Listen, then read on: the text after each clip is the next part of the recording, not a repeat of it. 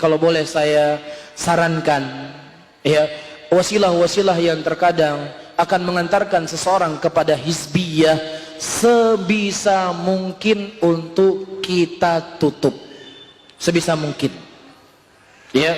Dan saya secara pribadi lebih meyakini pendapat sebagian para ulama Islam yang mengatakan terkadang yayasan itu bisa mengantarkan seseorang kepada hizbiyah.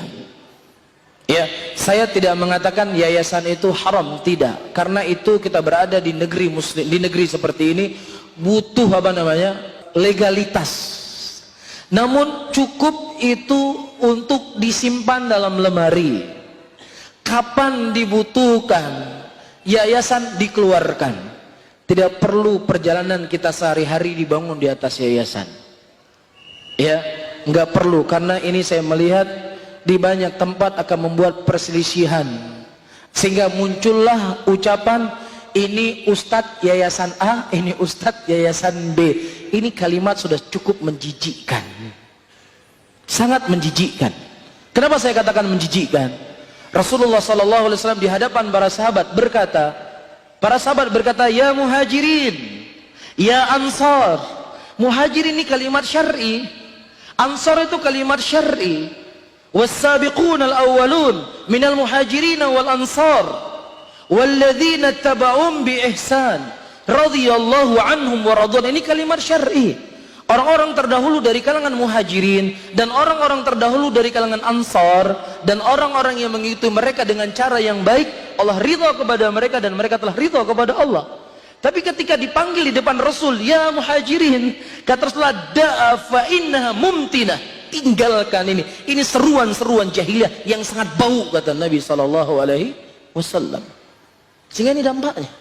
Ya, ini Ustadz yayasan A, ini Ustadz yayasan B, ya. Oh, itu Ustadz yayasan A itu. Hasbunallah wa ni'mal wakil, ayyuhal ikhwan. Ya, hasbunallah wa ni'mal wakil. Kalau seandainya ini sudah menjadi hal di kalangan kita, jauhi hal yang seperti ini. Kita tidak diikat dengan yayasan A, yayasan B. Saya nggak mengatakan langsung orang hizbi, tapi di jalan menuju kepada hizbiyah yang kita khawatirkan di situ nanti akan bangun al-wala wal bara di atas yayasan. Nih lihat yayasan kami lebih hebat, aturannya lebih mantap. Ketika buat daurah juga lebih keren, lebih begini, lebih begitu. La haula wala quwata illa billah.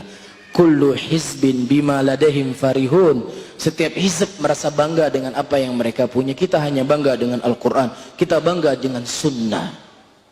Ya, saya lagi-lagi saya katakan, saya tidak mengatakan ya yayasan itu haram, saya nggak mengatakan demikian. Ya, tetapi ya gunakanlah yayasan itu sepantasnya saja untuk sekedar legalitas.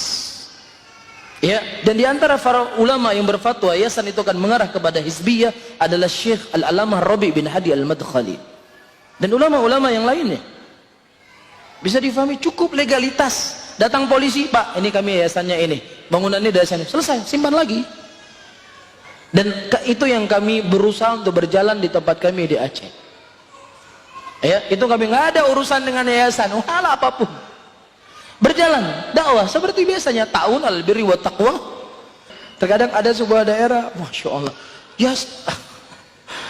Jadi mungkin dipertimbangkan kembali dan mungkin nanti coba ditanya lagi kepada ustadz yang lebih alim, ya, atau mungkin kepada para ulama. Cuman intinya saya tegaskan kembali untuk jangan salah paham. Saya nggak mengatakan yayasan itu haram, ya. Saya nggak mengatakan demikian karena saya tidak punya ilmu lebih daripada apa yang dimiliki oleh ulama. Ulama mengatakan ya silakan sekedar legalitas, tapi jangan sampai ini dibangun di dalamnya loyalitas.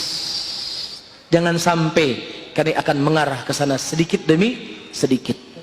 Ya, akhirnya nanti akan ada pola.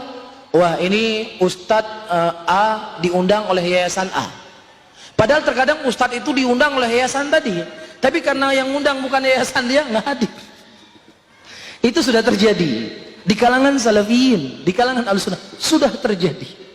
Karena nggak diundang sama ustadznya, akhirnya nggak direkomendasi oleh yayasannya. Ini kan ini sudah berbahaya, saudara-saudaraku. Ini sudah mengarah kepada hizbiyah.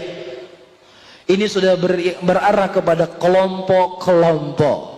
Apa saja yang mengarah kepada hizbiyah ditutup rapat-rapat.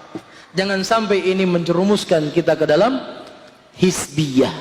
Hizbiyah itu sesuatu yang menjijikkan. Ahlus sunnah tidak terikat dengan apapun. Loyalitas mereka Al-Quran dan sunnah Rasulullah SAW. Tidak ada di dalam ahlus sunnah berloyalitas kepada seorang syekh, kepada seorang ustadz, kemudian dia bangun loyalitasnya. Tidak dikenal oleh ahlus sunnah. Justru ini merupakan dari jalannya ahlul bidah, jalannya ahlul ahwa. Ini jalannya dari kalangan ahlul batil. Coba antum melihat ahlul batil. Setiap ahlul batil ada selalu tokoh yang dikultuskan, yang mereka membangun loyalitasnya di situ. Mulai dari Syiah Rafidhah, mereka punya imam 12. Ya, di situ mereka membangun loyalitas. Wa ila imam 12 tersebut ternyata padahal melepas diri dari mereka. Ikhwal muslimin punya tokoh yang dikultuskan. Di situ mereka membangun loyalitasnya.